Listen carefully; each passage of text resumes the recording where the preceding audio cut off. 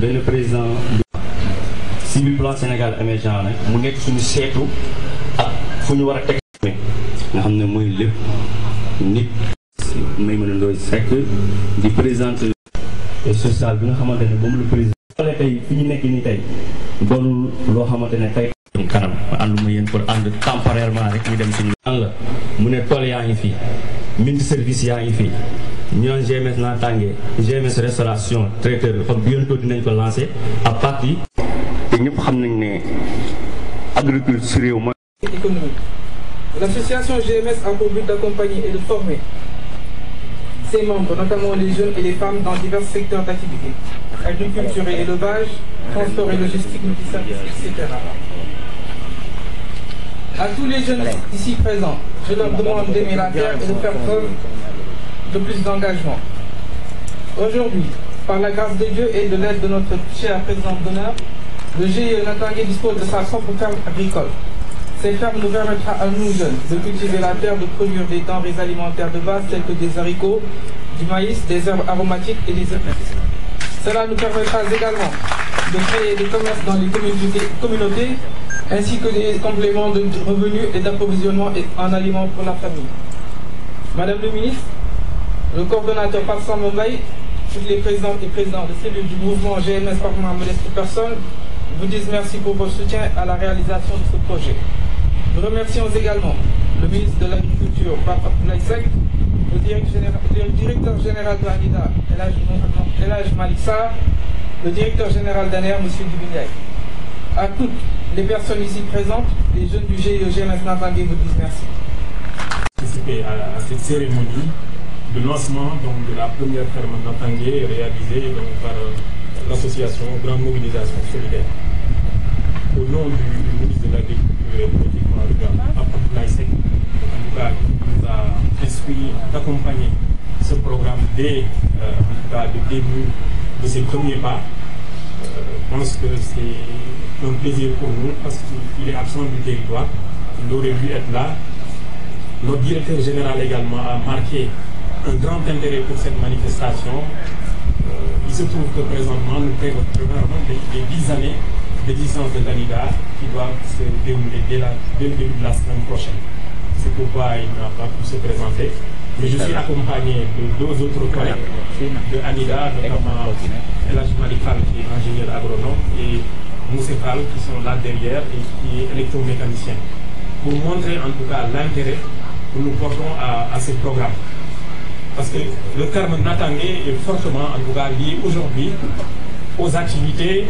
de notre agent, aux activités du ministère de l'Agriculture. Parce que c'est le ministre Abdoulaye Seck de l'équipement rural, comme Abdoulaye Seck, ministre de l'Agriculture et de l'équipement rural, qui dès qu'il a fait en tout cas la première visite de la ferme familiale Natangué réalisée dans le département de Mbour, a vu en tout cas en ce modèle d'activité un modèle assez innovant pour en tout cas l'insertion des jeunes, mais au-delà pour la modernisation de nos petites exploitations familiales qui constituent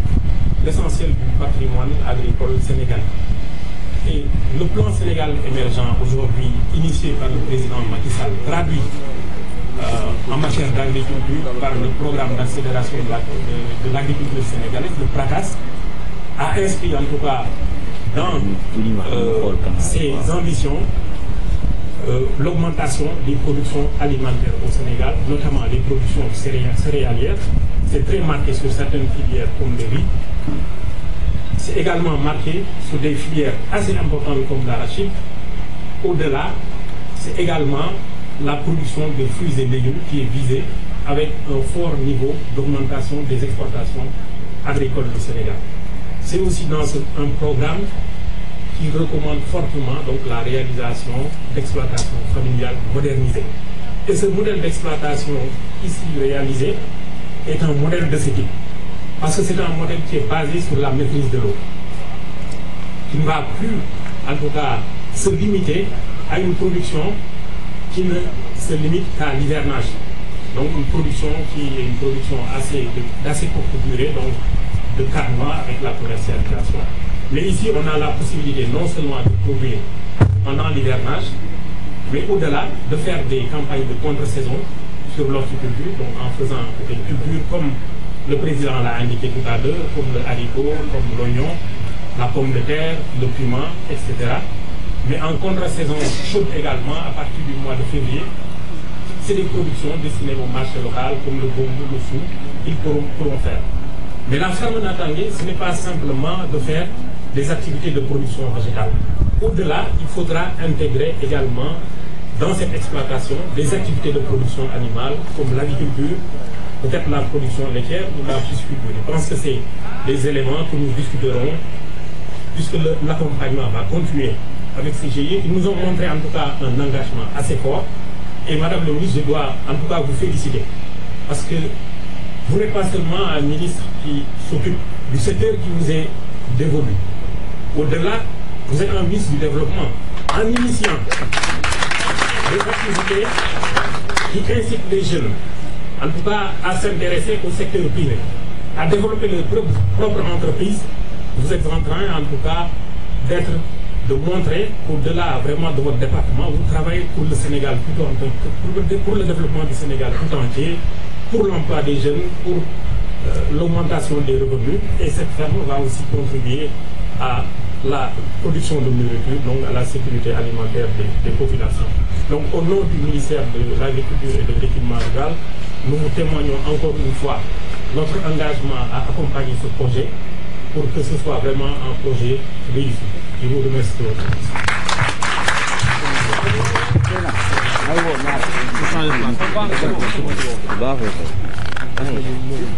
lenn lu ma jàngat ci moom ndax lii ba mu koy def waxtaan nañ ci waaye olof dafa wax ni àndaaru wax kopp jëf fay na ko bon moom dafa jëf. madame la ministre bu fekkoon ñëpp ñu nekk président ñu ngi def lii bon teewul muy campagne man nag la may wax saa su ne jàpp ni cercle laa mën a ne lii nag sama projet la wax naa Issa Ndoye démb bu soobee yàlla ci sama mbir naa ci def 1 million.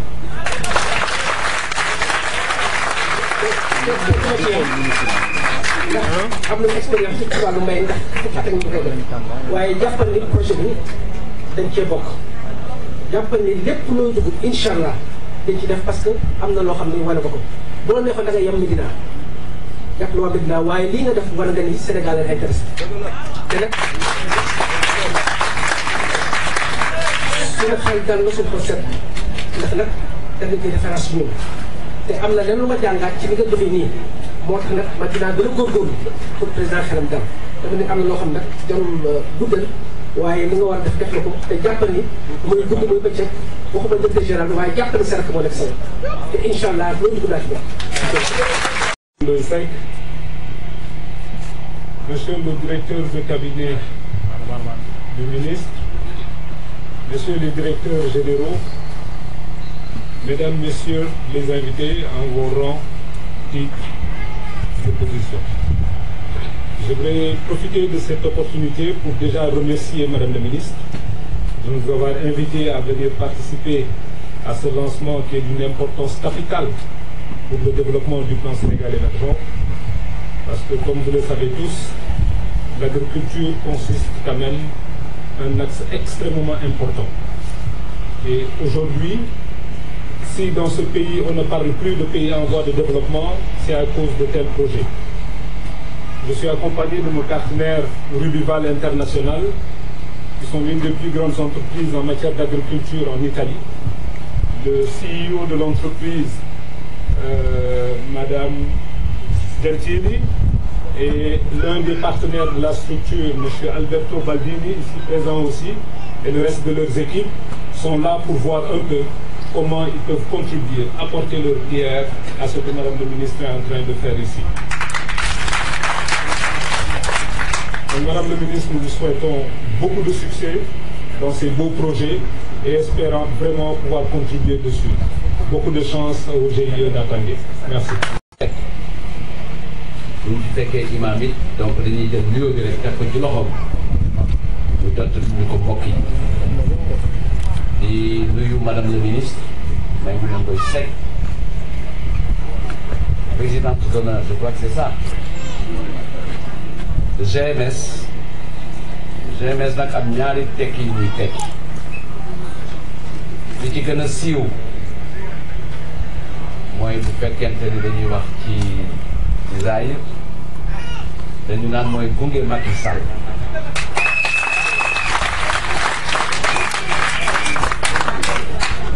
bu nu ko doon tekki ci baatin mooy grande mobilisation solidaire ñaar yëpp nag nekk loo xam ni pour nga mën koo xam foog nga xam ki ko sos moom naka la gisee àddina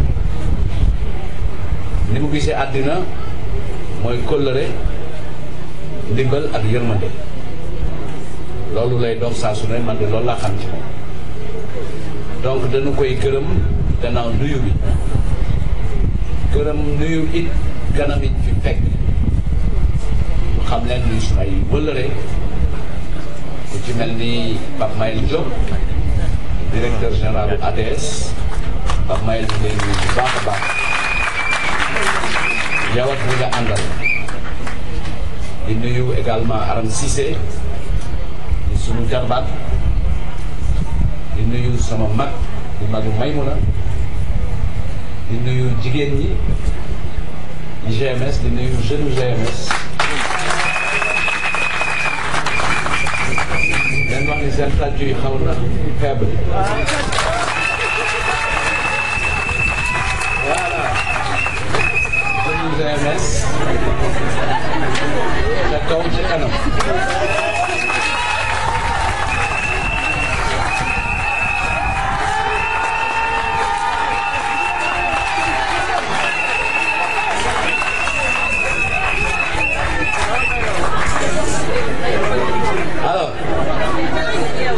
bokk naa ni yéen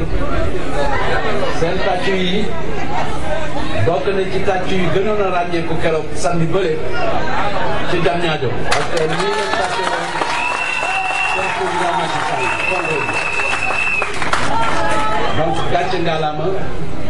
li ci des da ngeen koy denc ba le 24 février au soir ngeen tàccuwaat Macky Sall tàccu yi dana xew gannaaw bi ñu nuyoo dañuy yëkkati kàddu di ko yëkkati ci tiru responsable yi nekk biir Médina yëpp muy le ministre d'État Awa Marie Coll Seck le ministre Pape Abdoulaye Seck le directeur général des impôts et domaines Cheikh Ahmed Tidiane Ba le ministre conseiller Youssou Ndour yëkkati kàddu nag ci ndigalu ki nga xam ne ñun ñëpp biir Médina moo fay sunu kilifa le doyen El Hadj Malick Sy Souris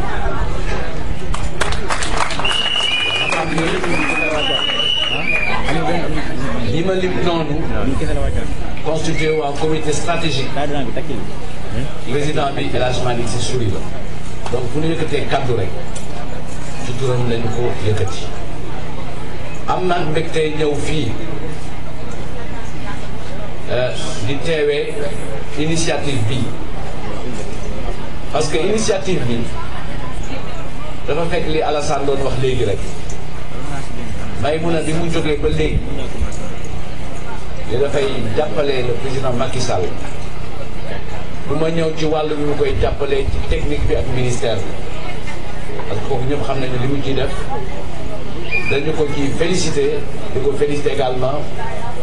ci premier anniversaire u aéroport international Blaise Diagne bi mu célébré bari ci démb te liñ ci gis nekk ay jéego yu xam ne dafa yóbbu infrastructure bi ci kanam parce que la ñu def ci aéroport bi jàpp naa ni Léopold Sédar Senghor daawul def lu toll noonu donc ci liggéeyam la di ko ñaanal it ci projet yi nga xam ni moom mi ngi koy sumb mu nekk sur les aéroports régionaux comme ça qu'on les appelle mu koy yëkkati di ko def à niveau parce que émergence aussi loolu daf koy mandargaal émergence urbanisation la émergence industrialisation la mais émergence aussi ay hub en matière de transport que ce soit ferroviaire routier ou aérien mais mun na yàlla si yàlla gën a kattanal parce que fi ko président teg kawe la te xam nañ ci dara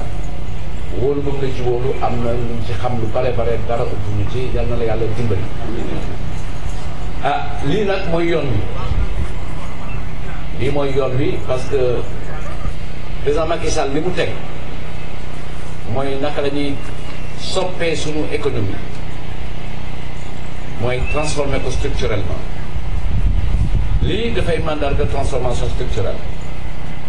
parce que boo jëlee ay xale yu takk seen i greffage door seen ay rouge à lèvres ñëw toog sëgg nekk ci suuf si di ko def mooy acteur ya nekkoon ci suuf si yaa ngi leen di renouveler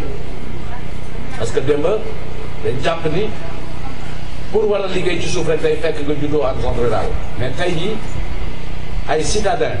ay urbains la ñuy jël pour ñu liggéey te may mun a juumuloo parce que yaa ma gën a xam ni lu bare ci budget wu état ci secteur agricole la def parce que président dafa sàkku ñëpp mobilisé wu ndaxte agriculture dañ ci war a dem ba toll foo xam ni ñun ñooy bay li ñuy dundee wala li ñuy dundee ñun ñoom li ñuy bay la ñuy dundee donc mu def ci ay jéego yu bare ci wàllu équipement parce que subventionné na tracteurs yi subventionné na petit matériel bi ci liggéeyu Pape Abdoulaye Seck également ci xarañam am na lu mu def ci qualité ci wàllu capital semencier ba nga xam ne tey jii jiw boo soxla ba gën nañ lay jox parce que li ñu am ci semence certifiée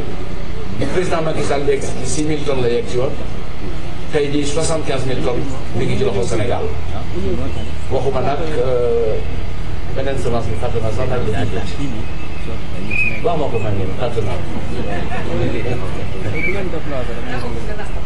voilà ak écrémé mooy tànneef yi ci bu fekkente ni gerte gaa ngi noonu donc te certifié bi dafa am lu mu àndal dafay yokk productivité ak yu bare donc tey jii lii nga def may mun a dañ la ciy gërëm di ci bég ndaxte bokk nga ci contribution ou solution ci wàllu liggéeyu xale yi ak valorisation du potentiel du Sénégal. Deuxième axe bi nga xam ni moo nekk ci plan Sénégal émergent mooy croissance inclusive mooy nu ñu yokk koomu réew mi rek ak alal ji yàlla na fexe ba ñu bokk ko te tey jii nii nga ko defee nii li nga xam ni leer na lu fi génnee ñi ko liggéey ñëpp a ko bokk ak seeni waajur mais it ak ñi koy jëriñ donc dañ leen di ñaax leen wax ni tey jii bu fekkente ne dañu jël li ñuy woy les domaines agricoles communautaires nekk matrice principale ci wàllu wutum ndaw xëy ci ndaw ñi ak suqali mbay foog naa ni déclinaison bii ci may mun a def bi ñun ñëpp war nañu taxaw def lu mel noonu donc croissance inclusive bi ñu ngi la ci félicité encore parce que kii mooy yoon bi beneen axe bi mooy axe gouvernance jàmm ak démocratie foog naa ni bu nit ñëpp seexee tool war nañu seet ne ñu koy gouverner parce que ñu ko seex ñoo koy gouverner donc yéen a ngi ci axe boobu ci ni ñu koy defee bu ci ku nekk amee baat démocratie mën na dugg si bu ñu déggoo ci ni ñu koy defee defandoo ko def ko mu indil ñu koom-koom foog naa ne buñ ko seetloo jàmm rek lañu am donc troisième axe boobu mat na également ci modèle donc jàpp naa ni incubateur bi au-delà de l'autonomisation des populations au-delà de la contribution sur la mise en œuvre des politiques par la création d'emplois à partir de la valorisation des potentiels incubateur bi existe aussi modèle la pour ñun suñu appropriation wu plan Sénégal émergent donc ñun nag waa Médina am nañ ci fierté parce que toll nañ foo xam ne léegi kenn dootu la may jàmm bu la neexee nga dem Yëmbal bu la neexee nga dem Yoff mais ñu waa Médina dañuy xëccoo te lii ñu def nii dañu bëgg ndaw Médina yi ëppale ci loolu la ñuy posé comme doléance donc maa ngi gërëm ñëpp di sant ñëpp di wax sama mbégte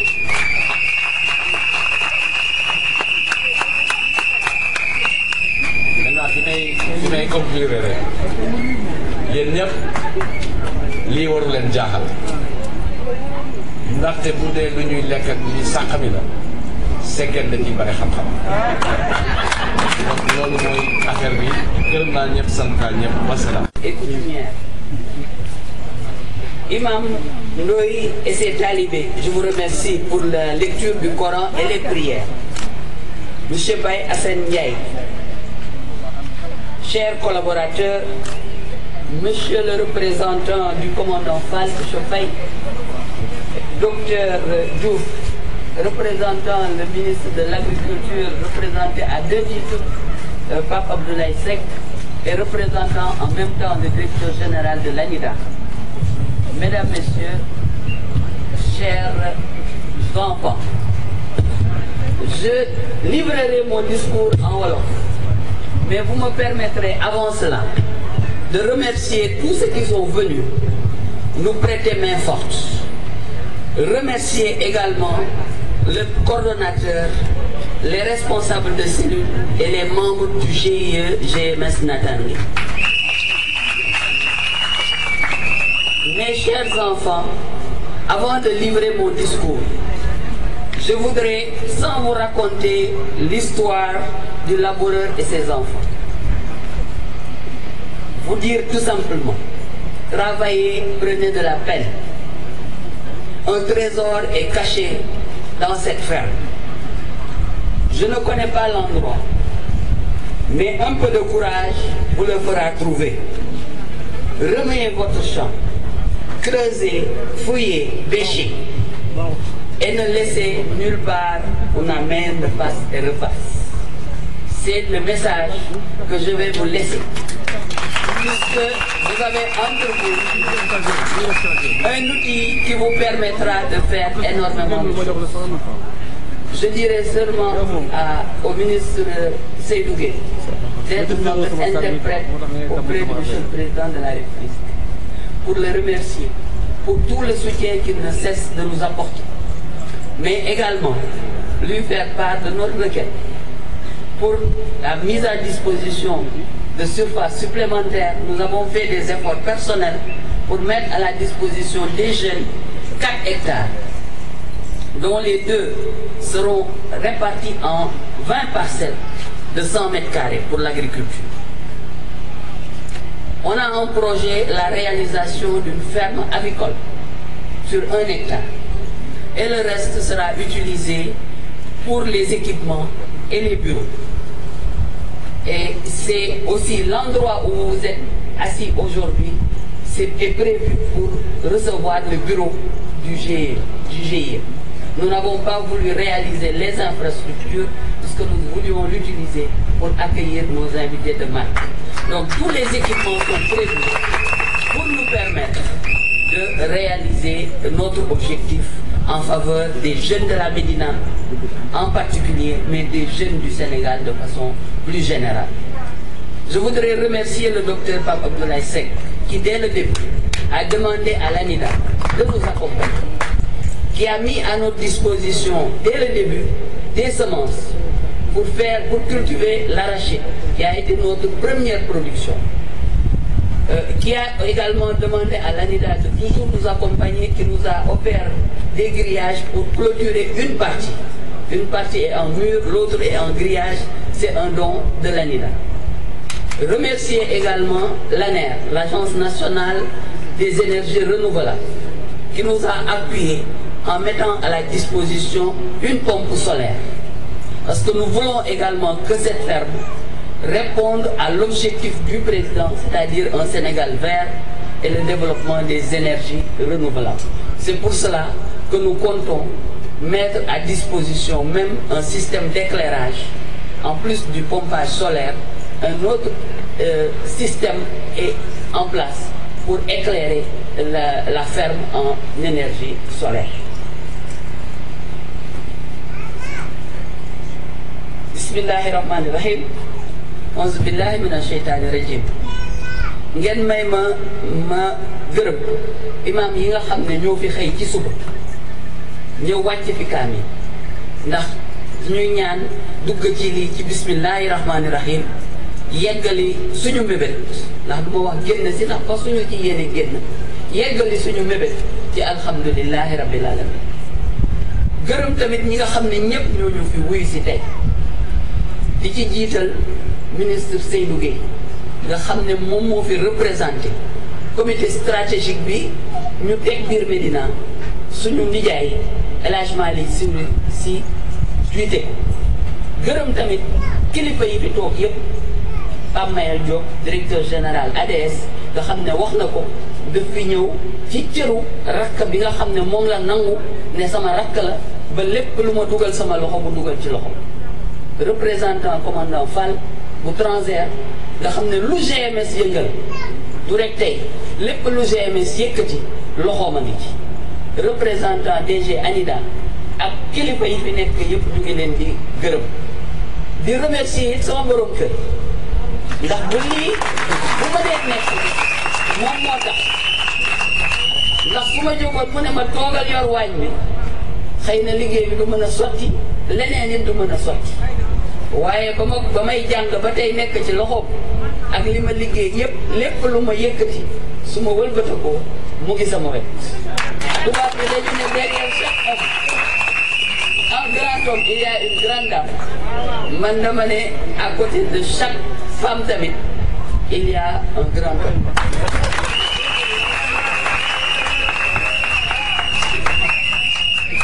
ngay gërëm nag xale yi nga xam ne ñoom laa àndal ndax dafa am lu ma signé woon ak ñoom ba ñuy door ndax lii ñuy def nii li ko jiitu li ko sos mooy gunge Macky Sall ndax gunge Macky Sall mooy li njëkk a judd ci li ñu boole xale yi ne dañu jóg pour jàppale président Macky Sall ñu def mouvement mu tudd gunge Macky Sall kuy gunge nit nag da koy gunge ci yoonam ndax dama leen di wax toujours ne leen kuy gunge nit doo ko sàkkal yoon da ngay ànd ak moom ci yoonam te yooni président Macky Sall mooy développer Sénégal ndax nguur taxu ko jóg te bu ma ko waxee ngeen mën ma gëm ndax yàgg naa ak moom xam naa ko tuuti xam naa li mu mébét ci Sénégal développement Sénégal moom moo ko tax a jóg waaye nguur taxu ko jóg loolu moo tax ba xale yi ne dañuy def mouvement pour jàppale ko ma ne leen boo leen ko bëggee jàppale da ngeen di liggéey ndax liggéey moo yor nit mën nañu bu ñu leen soxlaa mobiliser leen jox leen xaalis bu ñu paree fayaat suñu téléphone dem tëju suñu biir kër mais loolu du li nga xam ne moo ñu tax a jóg dañu bëgg ñu ànd ba bés bu lii jeexee ndax dina jeex lu mu yàgg-yàgg dina jeex poste yi day jeex dama bëgg bu jeexee ñu mën a continuer di ànd ba ñu naan lii bi fi président Macky Sall nekkee président may mën a looy sekk nekk ministre lii si la ñu sosoon lii muy màgg ba léegi loolu mooy tax li nga xam ne moo ñu tax a jóg ñu nekkoon dañuy def li ñu tuddee grande mobilisation solidaire defe naa Seydou moo ñu ko gën a mokkal léegi ndax ni mu koy tojee si saa rek ci baatin ñun mënaguñu ko ba ñu nee grande mobilisation solidaire boobu ñu ne nañu fexe ba am lu ñu jàpp social bi dëgg la ñu ngi ci ndax ñu ngi ci financement yi ñu ngi ci consultation médicale ñu ngi ci kitu denrée yi ci koor tabaski lépp waaye loolu li nga xam ne mooy tax mu law mooy liggéey te li ma ci gën a rafetlu mooy keroog damay déglu président de la république keroog investiture si bés bu mag ba woon Dakar Arena mu ne année 2018 dañ ko defoon année sociale suñu mandat bi ñëw dañu ko jagaleel économie solidaire ñu dégg ci économie dégg ci social muy lu am solo mu dëppoo nag ak lii nga xam ne moom la ñuy def ndax solidarité balaa nga naan solidarité da ngay produire balaa ngay répartir da ngay produire ndax boo jëlee dama koy wax toujours ñi ma àndal ne leen boo dee ngéyeen ba xiif tax ñu jox la sa jiwu nga maafe ko ni nga yàgg ci xiif jiwu da nga koy ji mu sax produire nga am loo jiwaat am tamit loo lekk ak loo jaay loolu nag mooy li nga xam ne loolu boobu liggéey dañu bëgg a liggéey te ferme bi nekk au cœur d'un dispositif parce que ñu gis affiche bi nekk fii suñu gannaaw xam nañ ne c'est tout un dispositif avec GMS restauration traiteur nga xam ne lépp lu ñu produire fii dinañ ko mën a traiter jox ko ngeen ni ñu xewlu si mu am tamit li ñu wax GMS transport logistique mu war a nekk au service des autres activités ci ferme bi ak restauration amit multiservice nga xam ne leneen lu ñu war a liggéey tamit war nañ ko def kaaraange di leen lu am importance loolu yëpp muy yoo xam ne dañ ko boole pour mettre à la disposition de ceux qui le souhaitent une offre complète boo xam ne comme ça événement boo ko dénkee GMS bëggoo sa kër tàkk nga dénk ko GMS ñu toggal la ñëw serviral la bâchal la bu ñu paree raxas kër ga boolee ñu yóbbu ko raxas ko assurer sécurité bi lépp ñu def ko ba nga xam ne yow da ngay ñëw rek def li ngay def après nga yotaat sa kër yor sa événement loolu mooy offre bi nga xam ne moom la GMS teg pour la population à titre individuel à titre politique ñu say lu bëri ci meeting ngeen xam ne GMS seen fi ak infrastructure am yëpp pour organiser leen seen événement ba nga xam ne yéen da ngeen di ñëw rek wax ak population bi doo leen ñàkk doo leen sonn nit ñi tamit képp ku ci am événement loolu yëpp mën nañ ko jël en charge base bi nag muy li nga xam ne dañ koy produire fii nga xam ne suñu ambition mooy mu nekk production bio yoo xam ne lu sell rek moom moo fi génn production bi nag commencé na ndax ni ma ko waxee suñu première production def nañu arachide garabu mango yaa ngi fi produire nañ fi gombo aubergine baa nga nele dinañ ko gis sa kanam moom it mu ngi en production li ñu xawoon a gàllankoor tuuti mooy xam naa benn mbokkam Seydou Gueye moo fi romb jël dara ci plaque solaire yi ba nga xam ne pompe bi mënatul fonctionner donc champ wu gombo bi dee ndax amul woon ndox loolu rek moo ñu xawoon a gàllankoor tuuti waaye produire nañ fi gombo boo xam ne am na solo 2 hectares yi nga xam ne agriculture la ni ma ko waxee dañ ko séparer en 20 parcelles de 100 mètres carrés ndax bëgguñu GIE bi jël ko produire fi parce que solidaire boobu ñu wax dañ ko bëgg amal solo membre GIE yi ku mu intéressé ku nekk boo ñëwee mën nga jël benn wala plusieurs parcelles dans le cadre d'un système de partage de production ñu accompagner la nga produire li nga bëgg a produire ñu ànd ak yow nga commercialiser pourcentage bi nga xam ne moom la GIE bi ci jël après dinañ ko discuter ndax GIE bi tamit foog mu am lu mu fonctionner ndax léegi man sama loxo génn na ci ferme bi la ma ca doon def defe naa ne def naa ko ci ba pare li ci des ferme baa ngi ci loxowu GIE bi moom moo war a produire li nga xam ne moom lay continuer exploitation bi loolu mooy 20 parcelles yi ferme agricole bi dina ñëw muy 1 hectare yi loolu tamit defe naa ñi ñu daan jàppale dégg nañ fi li Pape Mayel Diop annoncé defe nañu ne loolu moom yàgg na ci lu muy dawal la rek ndax li muy wax yëpp defu ko li muy def yëpp waxugu ko ndax yàgg na ci te mosu koo wax benn defe naa balaa muy yàgg ferme avicole bi dina mën a sotti leneen li ma leen di ñaaxe nag mooy transformation ndax production am na njëriñ mais valeur ajoutée ci transformation la ne soo leen produire ba pare na ngeen fexe ba am ay unité de transformation yoo xam ne dina permettre du ñu am benn déchet ci li nga xam ne moom la ñuy produire ndax sous-produit yëpp dinañ ko utiliser pour autre chose loolu mooy ambition bi nga xam ne man moom laa am pour yéen GMS de façon générale te defe naa bu ñu àndee dinañu mën a liggéey bu baax ma leen di gërëmal nag Alsane bi nga xam ne Alsane bi nga xam ne moo mettre à votre disposition 4 hectares yi ndax dañuy wax toujours ne man maa moom tool bi mooma ko dafa am ku ko moom mettre que à notre disposition pour ñu abal leen ñu def aménagement bi def clôture yi def ci liñ ci war a def yëpp moom mettre que à votre disposition de façon durable sur la base d'un contrat de prêt sur 10 ans mais condition bi mu ci teg rek mooy ngeen liggéey ko nag boo leen ko liggéeyalee am na droit nangu donc la balle est dans votre camp liggéey leen bu leen tàng na maquillage rek tool bi dafa ànd ak sëy ndax agriculteur moo changé aujourd'hui fi mu ne agriculteur urbain la ñu war a am ndax dañu xamoon exode rural léegi dama bëgg ñu xam exode urbain maanaam ña nekkoon Médina di jógee Médina di ñëw ba fii wala feneen pour mën a liggéey suuf si